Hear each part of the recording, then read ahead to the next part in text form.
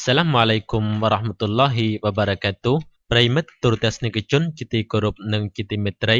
នេះគឺជាកម្មវិធីផ្សាយរបស់មជ្ឈមណ្ឌលព័ត៌មានមូស្លីមកម្ពុជាជាបន្តទៅទៀតនេះយើងខ្ញុំសូមជូនព័ត៌មានសហគមន៍កម្មវិធីជួបជុំយុវជននិងពិសាអាហារស្រ័យបួសក្រោមការរៀបចំរបស់អង្គការក្រុមប្រឹក្សាអ៊ីស្លាមអភិវឌ្ឍកម្ពុជានិងអង្គការអភិវឌ្ឍធនធានមនុស្សជនបទត្រូវបានប្រពន្ធធ្វើកាលពីល្ងាចថ្ងៃទី12ខែកក្កដាឆ្នាំ2015ម្សិលមិញនាសន្តាគារ Le Grand Palace រាជធានីភ្នំពេញ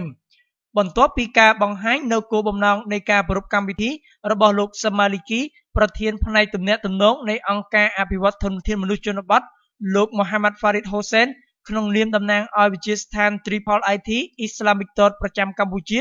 ដែលជាម្ចាស់ជំនួយឧបត្ថម្ភក្នុងកម្មវិធីក៏ដូចជាក្នុងនាមប្រធានអង្គការក្រុមប្រឹក្សាអ៊ីស្លាមអភិវឌ្ឍកម្ពុជាបានមានប្រសាសន៍សម្ដែងនៅភក្ដីភាពនិងការថ្លែងអំណរគុណចំពោះរាជរដ្ឋាភិបាលដែលកន្លងមកតែងតែផ្ដល់ភាពកក់ក្ដៅដល់សហគមន៍ខ្មែរអ៊ីស្លាមដោយទើបតែថ្មីៗនេះបានអនុញ្ញាតបន្ថែមទៀតសម្រាប់ការថតរូបអាចទទួលក្រមានិងអាចពាក់កាតាបនៅពេលធ្វើលិខិតឆ្លងដែនអត្តសញ្ញាណប័ណ្ណសម្រាប់បងប្អូនសហគមន៍ខ្មែរអ៊ីស្លាមលោកក៏បានមានប្រសាសន៍បន្ថែមទៀតផងដែរថាអង្គការក្រុមប្រឹក្សាអ៊ីស្លាមអភិវឌ្ឍកម្ពុជាកន្លងមកក្នុងខែរ៉ាម៉ាឌនបានរៀបចំកម្មវិធីពិសាអាហារស្រ័យបួសរួមគ្នាជាមួយបងប្អូនប្រជាពលរដ្ឋខ្មែរអ៊ីស្លាមនៅភូមិទ្រា2ស្រុកខូចឆ្មារខេត្តត្បូងឃ្មុំចំនួនជាង 1000 នាក់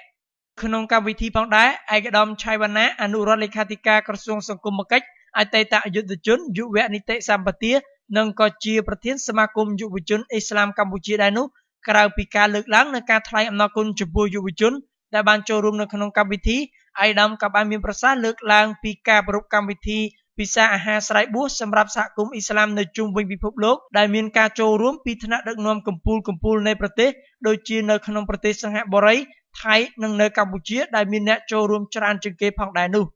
នៅក្នុងកម្មវិធីក្នុងនាមតំណាងឲ្យឯកឧត្តមហ៊ុនម៉ាណីប្រធានសហភាពសហព័ន្ធយុវជនកម្ពុជាឯកឧត្តមគឹមរិទ្ធីអនុប្រធានសហភាពសហព័ន្ធយុវជនកម្ពុជា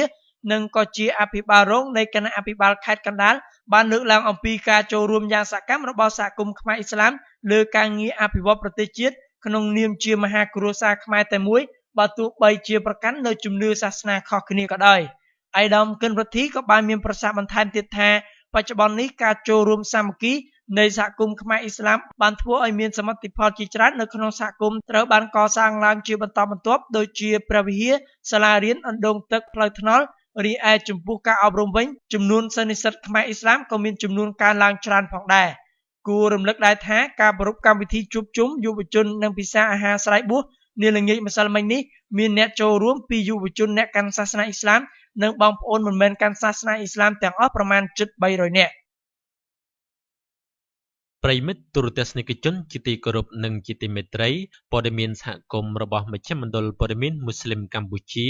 ដែលលោកស្រីនិងនាងកញ្ញាបានតាមដានទស្សនានៅពេលនេះចប់តែប៉ុណ្ណេះយើងខ្ញុំសូមថ្លែងអំណរគុណយ៉ាងជ្រាលជ្រៅចំពោះការតាមដានទស្សនារបស់អស់លោកអ្នកនាងវ៉ាប៊ីលឡាហ៊ីតតោហ្វីកវ៉ាល់ហ៊ីដាយ៉ាវ៉ាស្សាឡាមអាឡៃគុំវ៉ារ៉ាហ្មាតុលឡោះហ៊ីវ៉ាបារ៉ាកាតុហ៍